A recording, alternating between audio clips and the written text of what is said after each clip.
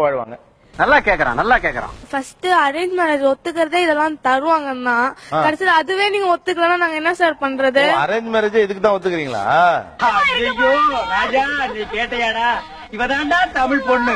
பெரிய மண்டபத்துல கல்யாணம் பண்ணணும். இதெல்லாம் கேக்குறீங்கல்ல, வேலை பண்றீங்களா? வேலை மட்டும் செய்றீங்களா? சொல்லுங்க. ஒரு வேலை சொன்னா கேட்க மாட்டாங்க சார். கொஞ்சம் ஓவரா தான் போய்கிட்டு இருக்கோமோ. போவோம், என்ன பண்ணிடுவானுங்க? கார் கேட்டவங்களா நில்லுங்க. என்ன அடிப்படையில கார் கேக்குறீங்க? அது ஒரு ஆடம்பரத்துக்காக தான். ஆடம்பரமா இருந்துக்கலாம். வெக்கம் கட்ட பிள்ளைகளா உங்களடா நீங்களும் உங்களை எனக்கு ஆத்திரங்கள் வருது. இது ஏன் வீடு, நீ இருந்துக்க. இது ஏன் டிவி, நான் உடனே நீ கேட்க கூடாது.